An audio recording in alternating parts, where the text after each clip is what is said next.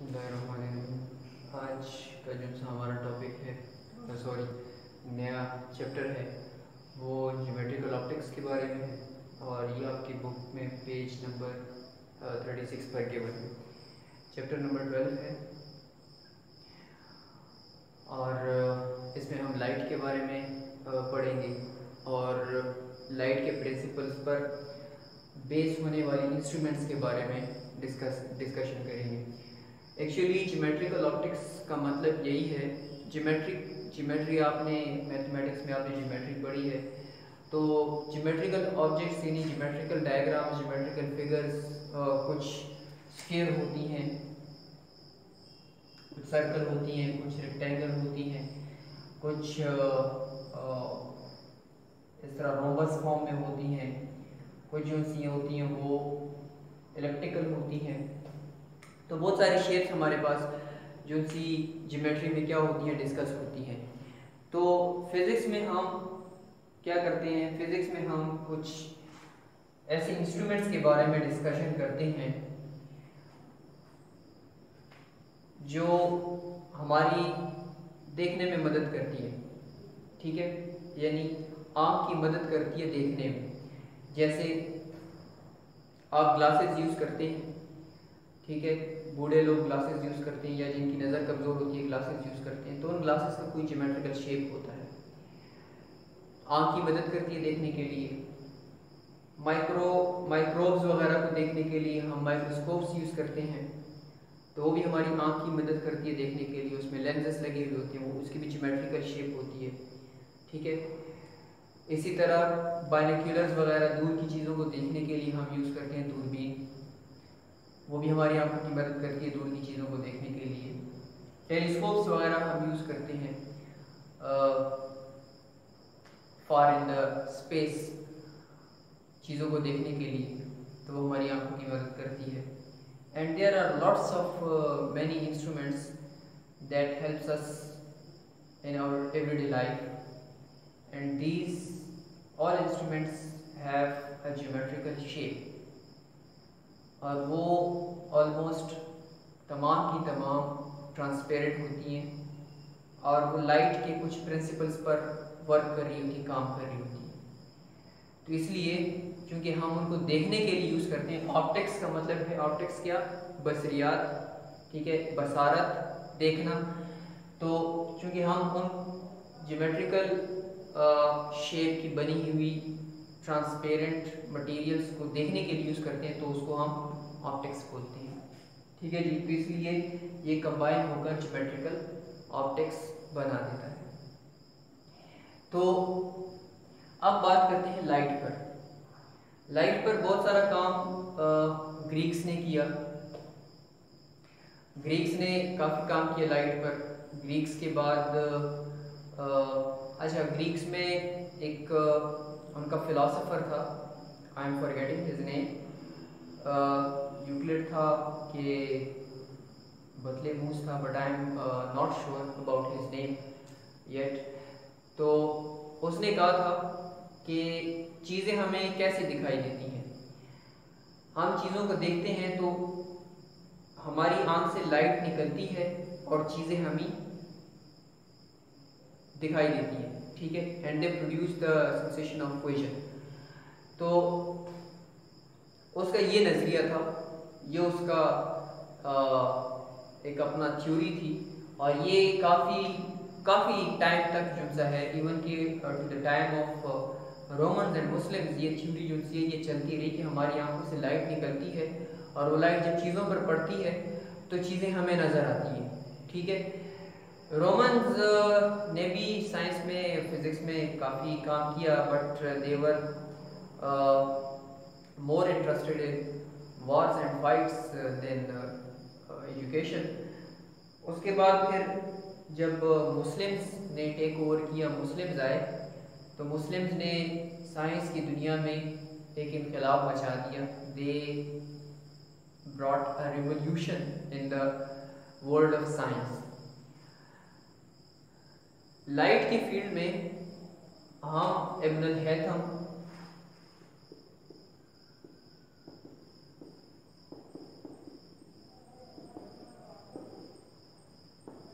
Ibnul हैथम को कभी फरामोश नहीं कर सकते। इब्नुल हैथम को इब्नुल हैसम भी कहा जाता है। इसने एक बहुत बड़ी किताब सिर्फ लाइट पर लिखी और उस बुक में इसने कंप्लीट ह्यूमन आई स्ट्रक्चर के बारे में डिस्क्राइब किया, जो आज के दौर में भी एक valid topic of the human I structure जो है वो माना जाता है। ठीक है, बल्कि आज की साइंस इन्हीं से आगे बढ़ी है। तो इब्न हैथम ने सबसे पहले वो जो सा ग्रीक फिलोसोफर था उसकी थ्योरी के बारे में रिसर्च शुरू की और उसने कहा कि अगर एक अंधेरा कमरा हो, अंधेरे कमरे में भी चीज़ें पड़ी हुई हो, तो आपको वो चीज़ें क्यों नज़र नहीं आती? अगर लाइट आपकी आंखों से निकल कर चीज़ों पर पड़ रही है और वो सेंसेशन ऑफ विजन प्रोड्यूस कर रही है, तो फिर तो चाहिए ये था कि रात के टाइम चीज़ें हमें नज़र आती हैं अंधेरे में, या किसी अंधेरे कमरे में मौजूद चीज़ें जो सी हैं वो हमें नज़र आती, लेकिन ये क्यों नहीं होता? बाद में उसने कहा कि ऐसी कोई चीज़ आंखों से नहीं निकलती, लाइट वगैरह कुछ भी हमारी आंखों से नहीं निकलता कि वो चीज़ों पर पड़े और हमें दिखाई देती हैं चीज़ें, ऐसा कुछ भी नहीं है। बल्कि लाइट सोर्स से जब लाइट निकलती है तो जब उन चीज़ों पर पड़ती है तो वहाँ से रिफ्लेक्ट होकर हमारी आंखों में आती है और हमारी आंखों में क्या प्रोड्यूस कर देती है, फिर हमारा ब्रेन उसको सेंस कर लेते हैं और वो चीज़ें क्या होती हैं, नज़र आना शुरू हो जाती है।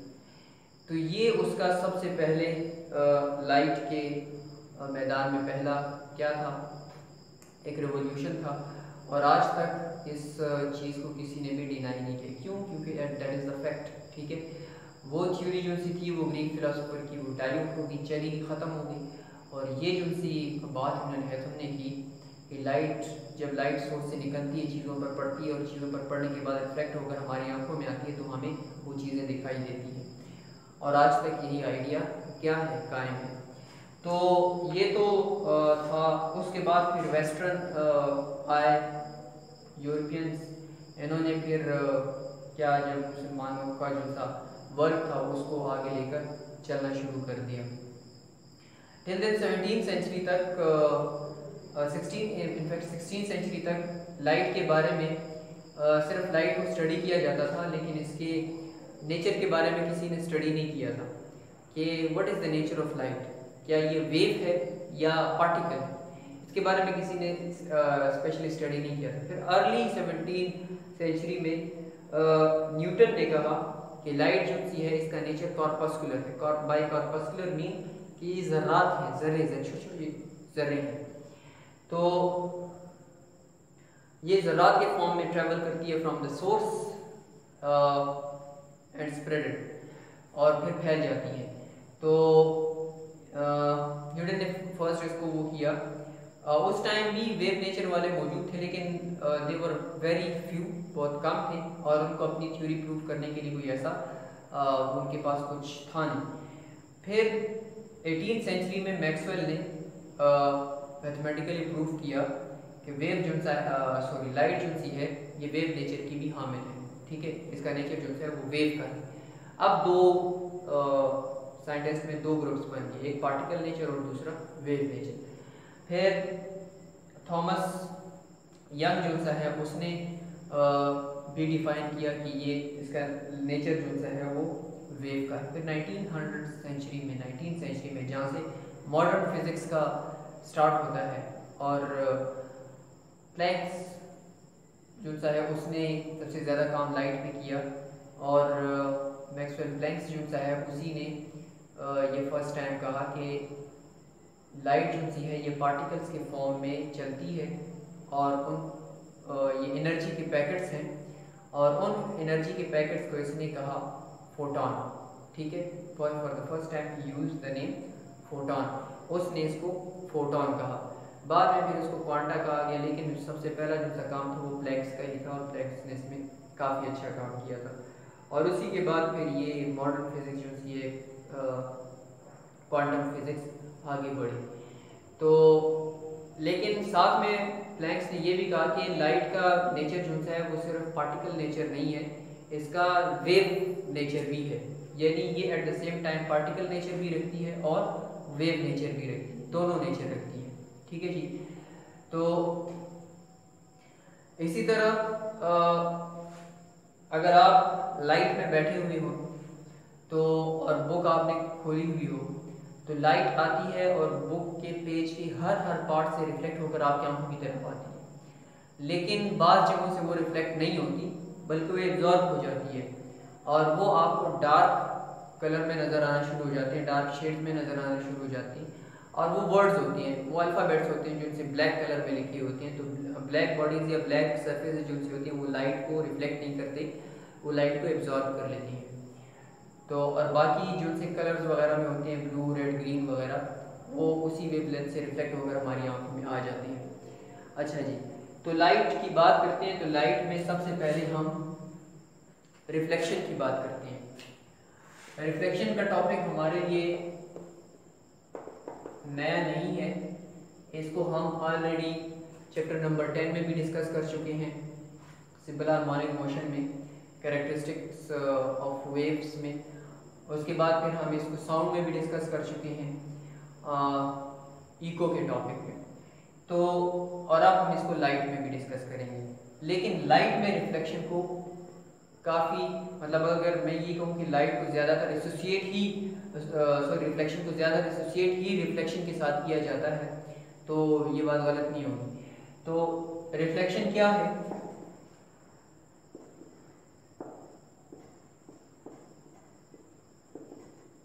The bouncing back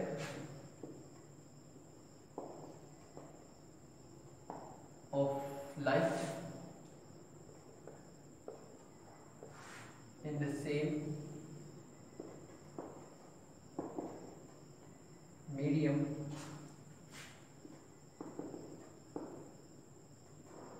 with the same angle of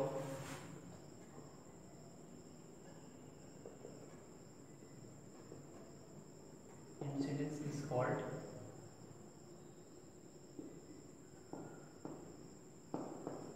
reflection. अब क्या होता है, जैसे हमारे पास एक पॉलिश्ड सरफेस है M एंड M डैश, ठीक है जी। हमारे पास जो सा प्लेन है ये x एक्सिस का प्लेन है। यहाँ पे हम सेंटर पर एक पॉइंट ले लेते हैं और हमारे पास बन गया पॉइंट ऑफ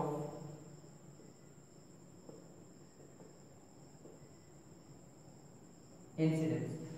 क्या होता है, एक रे आती है, वो पॉइंट ऑफ इंसिडेंस के साथ कोलाइड करती है, या यूं कह लें कि इस पॉइंट O पर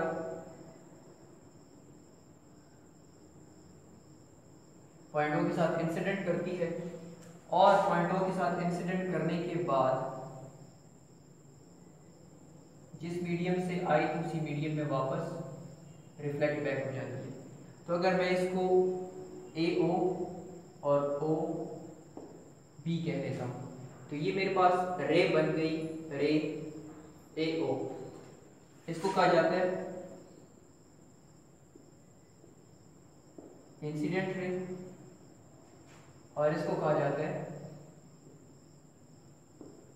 रिफ्लेक्टेड रे। ये प्लेन, इस प्लेन पर हम पॉइंट O से एक नॉर्मल ड्रॉ कर लेते हैं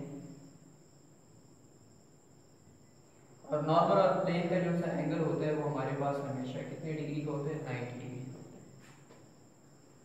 हमारे पास दो एंगल्स बन गए, एक हमारे पास ये एंगल बन गया और एक हमारे पास ये एंगल बन गया,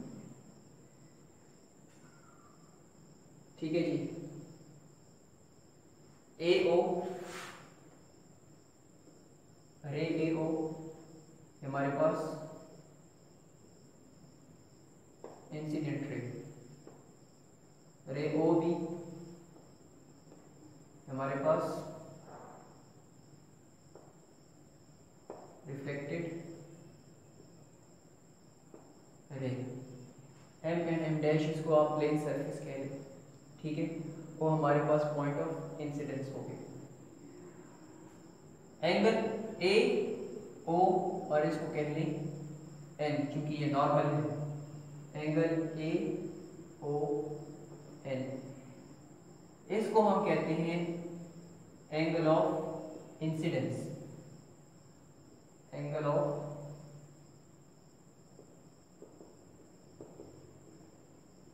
इंसिडेंस थीटा आई। और N O B, angle N O B, ये हमारे पास एंगल ऑफ रिफ्लेक्शन है।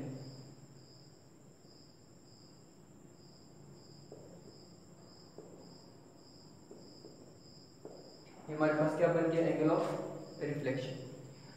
तो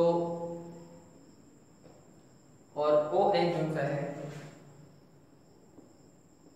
हमारे पास नॉर्मल, ठीक है जी। तो ये इसकी कुछ मोटी मोटी बातें होगी। इसको आप इंसिडेंट एंगल और इसको रिफ्लेक्टेड एंगल जो से मैंने यहाँ पे लिख दिया, यहाँ पे जगह नहीं थी। अच्छा, इसके बाद हमारे पास आता है, ये तो होगी इसकी डेफिनेशन। लॉज ऑफ रिफ्लेक्शन क्या है? लॉज ऑफ रिफ्लेक्शन या law of reflection,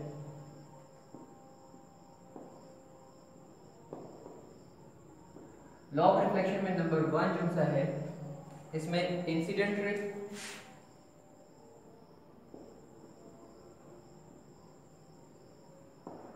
incident ray, reflected ray and point of incidence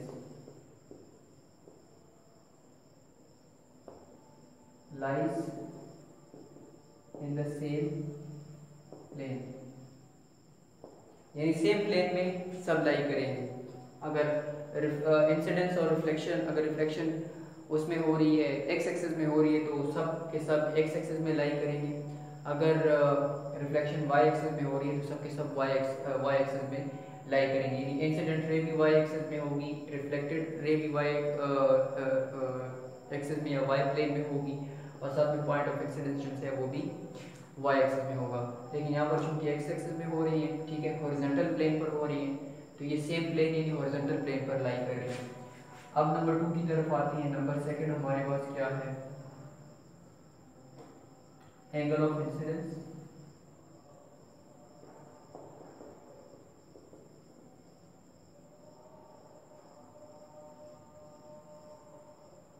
and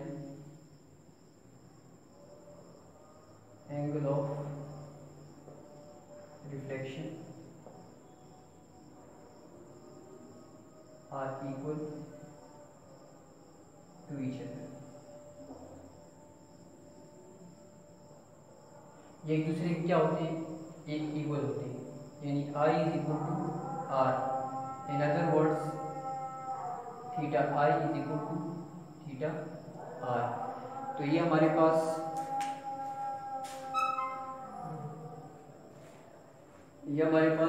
क्या बन गया है? Law of reflection. ये 2 लॉज हमारे पास रिफ्लेक्शन के लिए, और जब रिफ्लेक्शन ये लॉज फॉलो होंगे तो रिफ्लेक्शन होगी, अदरवाइज रिफ्लेक्शन नहीं होगी। उसके बाद हमारा जो सा नेक्स्ट सब टॉपिक है वो है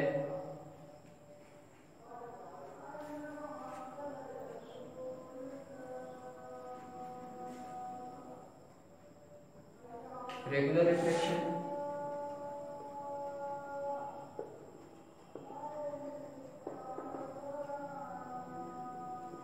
अब रेगुलर रिफ्लेक्शन क्या होती है? when light is reflected by a smooth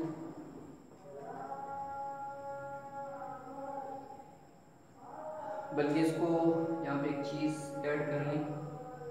when light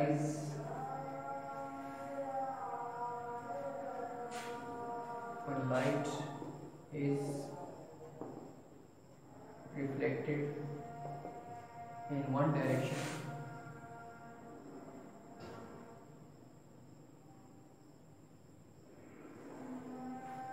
light is reflected in one direction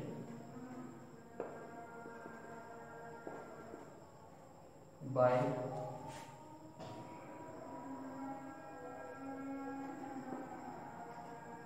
a smooth surface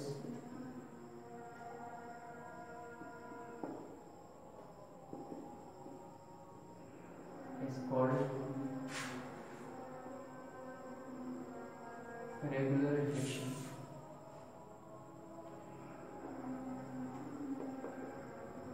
और इसमें चूंकि ये स्मूथ सरफेस होता है, ठीक है, तो वो लाइट को एक ही पैटर्न में क्या कर देता है, रिफ्लेक्ट कर देता है।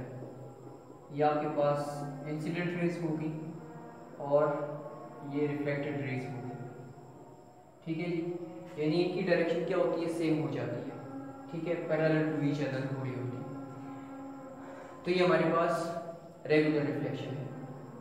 इरेगुलर रिफ्लेक्शन क्या होता है कि when light is reflected in multi direction और in many directions by smooth surface की बजाय आप लिखेंगे रफ सरफेस, इज कॉल्ड क्या, irregular reflection.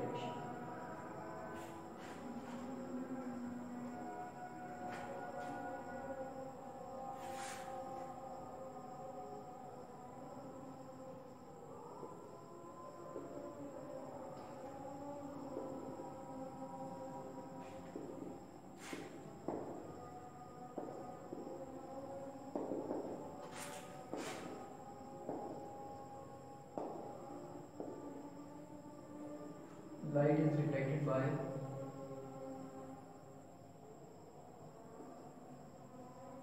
a rough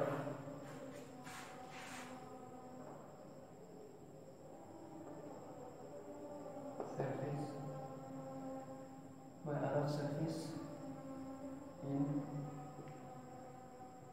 many directions.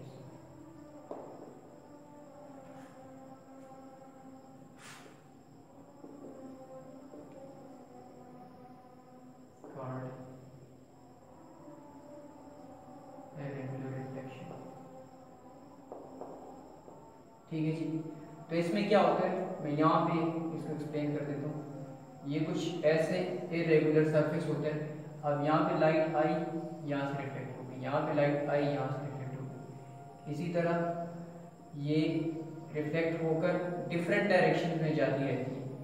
तो इसको हम क्या बोलते हैं, इसको इरेगुलर रिफ्लेक्शन बोलते हैं, ठीक है। अब यहाँ पे ये इंसिडेंट रेज होगी, ये जो मैं ड्रा कर रहा हूँ, ये देखिए इंसिडेंट रे की डायरेक्शन क्या है, और उसके बाद फिर ये रिफ्लेक्टेड रे की डायरेक्शन होती है।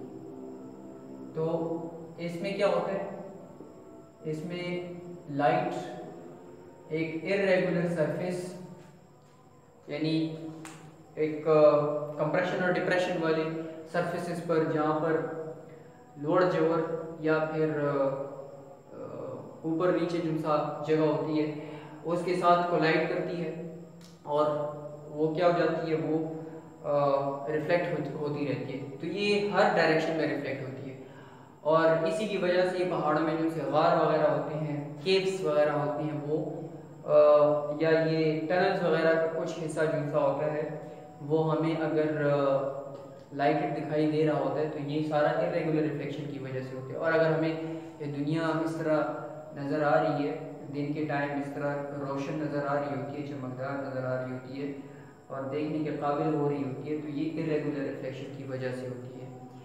क्योंकि ज़मीन जो सी है, earth is not same and plain and smooth everywhere, ठीक है। ये कहीं पर डिप्रेस्ड है, नीचे है, कहीं पर इसमें मतलब ऊंचाइयाँ आई हुई, हाइट्स आई हुए हैं, ठीक है। तो उसकी वजह से ये इरेगुलर रिफ्लेक्शन जो सी होती है ये काफ़ी सारी होती है। So these are the topics of the day. इंशाल्लाह कल हम डिस्कस करेंगे स्फेरिकल मिरर्स के बारे में और उसका यानी तब हमारा जो सा रियल ज्योमेट्रिकल ऑब्जेक्ट्स का जो सा वो टॉपिक है वो शुरू हो जाएगा। Thank you.